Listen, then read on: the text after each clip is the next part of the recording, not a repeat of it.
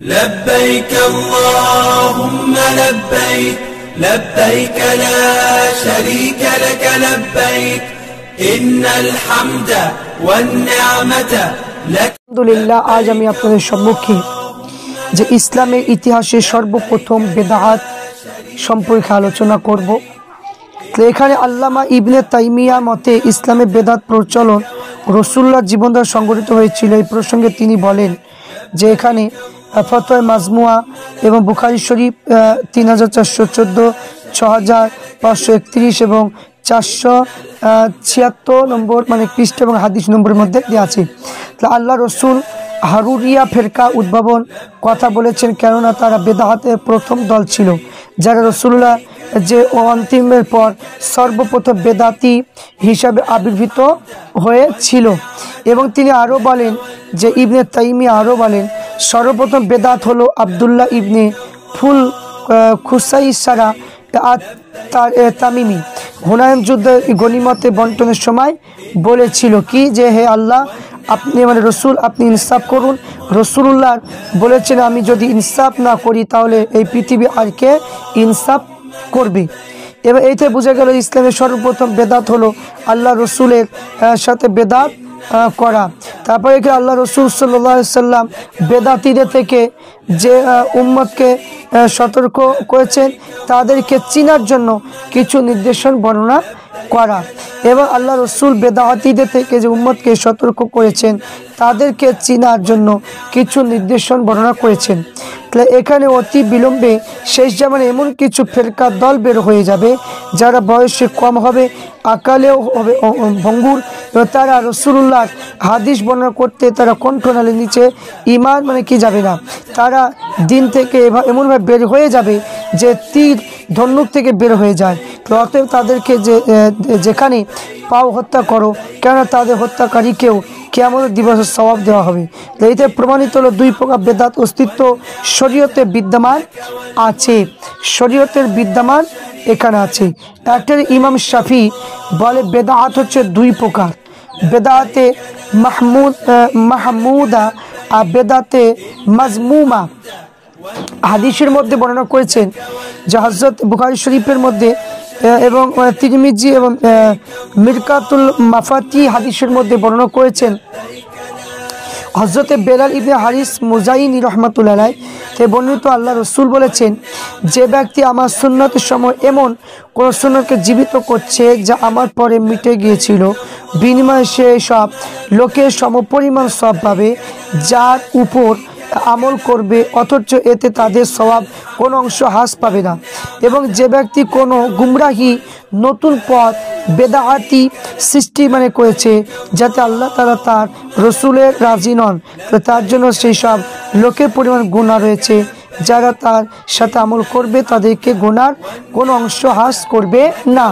এবং উপরোক্ত হাদিসে বেদাতে দলালাতে ব্যাখ্যায় লিখেছেন যে বেদাতে দলালা শর্ত অনুসারে বলা হয়েছে বেদাতে হাসানাকে বের করার জন্য। অত সুস্পষ্ট বোঝা যায় যেখানে বেদাত দুই ভাগে ভাগ করা হয়েছে, বেদাতে হাসানা, বেদাতে দলালা। এখানে ইমাম ইজউদ্দিন আব্দুস সালাম কিতাবুল কওয়িদা কিতাবের মধ্যে লিখেছে 5 প্রকার বেদাত পরিলক্ষিত করেছে। ওয়াজিব বেদাত এবং ওয়াজিব বেদাতে আল্লাহ তার রসুলের কালাম বোঝার জন্য ইলমে নাহু শিক্ষা করা, হারাম বেদাত জাবিরিয়া কাদিরিয়া মুরতাজিয়া মতদর্শ প্রতিষ্ঠা করা, মানদুব বেদাত মাযহাব তৈরি করা, তারাবি নামাজ, মাকরুহ বেদাত মসজিদ ও সৌন্দর্য অতিরিক্ত বিদ্ধ করা। মুবা এবং বেদাত বলেছে যে মুবা বেদাত যেটা খাদ্য ও পানীয় তৃপ্তি ক্ষেত্রে যে অধিক খরচ করা, এটা হলো মন্দ মুবা বেদাত। এছাড়া উপরোক্ত সুনানে ইবনে মাজা হাসিয়াতে রয়েছে উপরোক্ত আলোচনা থেকে বেদাতের ন্যায় সুস্পষ্ট করা হয়েছে। তাই সাহাবায়ে কেরামেরা এমনভাবে আল্লাহ রসুলের বেদাতকে দুই ভাগে দেখেছেন। শত শত আলেম ও বেদাতের প্রকারভেদের পক্ষে এইগুলো কয়েকটা বেদাতের প্রকার করেননি। তারা অবিধানিক দৃষ্টি কথা করেছেন যে বলবো যে যারা বর্তমান সমাজে বেদাতের প্রকার নেই বলে আড়াচ্ছেন সম্পূর্ণ ভিত্তিহীন। তাই বেদাতের প্রকারভেদে একটা যে এখানে প্রকারভেদ রয়েছে। বেদাত হলো যে আবিধানিক লোগাত এবং শরীহি বেদাত, এবং এখানে বলছে শরীহি বেদাত আবার হচ্ছে কি বেদাত এখানে যে লোগাতি বা আবিধানিক বেদাত হচ্ছে বেদাতে হাসানা, বেদাতে সাইয়া এবং বেদাতে সাইয়া থেকে ওয়াজিব, মুস্তাহাব, মুবাহ এখানে ভাগ করেছে মাকরু, হারাম। লেখা সুনানে ইবনে মাজা, মিসকাতুল মাফাতি, কিতাবুল ইমান, বাবুল ইসলাম কিতাবের মধ্যে মানে কি লিখেছেন। এখানে আমরা বুঝতে পারলাম। আরও দেখব যে ইখতিলাফের সমাধান প্রত্যেক নব আবিষ্কৃত আবিদের অর্থে বেদাত, তবে পরিবেশের অর্থে সব বেদাত কিন্তু মূল মতবিরোধী কারণ আর উভয় মানে প্রকার দলিল গ্রহণ করেছে দুটি হাদিস থেকে বোঝা যায়। তো আমরা দেখব দুটো হাদিস আশিয়াতুল উম্মাত কিতাবের মধ্যে লিখেছে, আল্লাহ রসুল বলে, নিশ্চয় সর্বোত্তম বিষয় আল্লাহ কিতাব, হেদায়েতের সঠিক পথ আল্লাহ রসুল পরিদর্শন পথ, সবচেয়ে নিকৃষ্ট বিষয় নতুন আবিষ্কারের বিষয়, আর প্রত্যেক নতুন বিষয় বেদাতের মানে কি, যেখানে বেদাত এবং পথভ্রষ্টা। এবার দ্বিতীয় হাদিস আয়েশা থেকে বর্ণনা, যে আল্লাহ রসুল বলেছেন, যে ব্যক্তি আমার দিন নতুন এমন মানে কথা বের করলো যা এতে নেই তা অগ্রাহ্য হবে। সঠিক মতো জানতে হলে এই হাদিস দুটো ব্যাখ্যা জানা জরুরি। তো এই হাদিস দুটোর ব্যাখ্যা মানে কি বলেছেন, যে হাদিস আব্দুল হক মুহাদ্দিস দেহলভী, এইরূপ বিষয়ে দিন কুরআন হাদিসের বিপরীত পরিবর্তনকারী হয় তা গ্রহণীয়।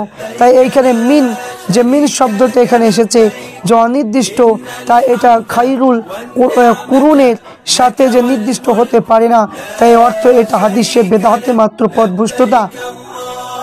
যেমন হাসিয়কার আজহার গ্রন্থে লিখেছেন যে কি প্রত্যেক মন্দ বেদাত পথভ্রষ্ট। আল্লাহ রসুল এর বাণী, যে ব্যক্তি ইসলামের মধ্যে ভালো তরিকা প্রচলন করলো সে নিজের নেকি, যারা আমল করবে তারা তাদের সমপরিমাণ নেকি পাবে। এবং এখানে প্রথম হাদিসে প্রতি নজর রেখে দ্বিতীয় হাদিসে অর্থে সামঞ্জস্য এইরূপ হবে যে নতুন কথা মানে কাজ দিন ইসলাম তরিকা অনুযায়ী হবে না, তাই বিপরীত দিনের পরিবর্তনকারী বোঝাবে, তাই বেদাতের সাইয়া এখানে হবে। তাহলে ইমাম নাবাবী বলেন, প্রত্যেক বেদাত পথভ্রষ্ট এই ব্যাপক অর্থে ব্যবহার হবে না, এর মর্ম হলো অধিকাংশ বেদাত সাইয়া পথভ্রষ্টতা। তাই এখানে উপরোক্ত হাদিস দুটো ব্যাখ্যায় সহজে বেদাত দুই প্রকার, হাসানা, সাইয়া। তাই তারাবির জামাত প্রবর্তন উমারে ফারুক বলেছেন এটা উত্তম বেদাত, এটা উত্তম বেদাত, তারাবির চেয়ে উত্তম বেদাত সুন্নাত, বেদাতে হাসানা, বেদাতে হাসানা। এবং আমরা আরও দেখব যে মিশকাতুন নাসাই, তিরমিজি, ইবনে মাজাতে লেখা আছে যে আবু মালিক আজ-জাই রাহমাতুল্লাহ বর্ণিত বলে যে আমি আমার পিতাকে জিজ্ঞাসা করলাম যে হে পিতা, আপনি তো রাসূলুল্লাহর আবু বকর, উমর, উসমান গনি, আলী পিছনে 10 বছর নামাজ পড়েছেন, আপনি কি তাদের কুনুত পড়তে মানে দেখেছেন? তিনি বললেন যে হ্যাঁ, আমার ছেলে, এটা হচ্ছে বেদাত। তো দেখো সাহাবার যুগে কাজটা বেদাতে সাইয়া বলেছেন, পরিষ্কার হওয়া গেল। মানে সাহাবাদের যুগে বেদাত হাসান এবং বেদাতে সাইয়া বেদাতের প্রকারভেদ ছিল। তাই মুহাত্তা মালিকে হাদিসে বর্ণনা আছে যে সত্যি আল্লাহ রসুল বর্ণনা করেছেন যে তিনি বলেছেন, মুমিন যে কাজকে ভালো বিবেচনা করে তা আল্লাহর নিকটে ভালো বলে বিবেচনা হবে, তাই সেই কাজ মুমিনের নিকটে মন্দ বিবেচনা হয় তা আল্লাহর নিকটে মন্দ বিবেচিত হবে। তা আল্লামা মানে কি স্বামী ও রুদ্দে মহতা আজান একামাতের মধ্যে তসবিদ যে দেওয়া এবং কয়েকজন যে মুয়াজ্জিন একসঙ্গে আজান দেওয়া তাদের নতুন সৃষ্টি করে হাদিস থেকে প্রমাণিত হয়েছে। তা আল্লামা স্বামী বলেছেন যে অনেক বিষয় নতুন সৃষ্টি করেছে এটা, অথচ তা হচ্ছে বেদাত। বেদাত সম্পর্কে আপনাদের সম্মুখে সুন্দরভাবে বিস্তৃতভাবে আলোচনা করছি।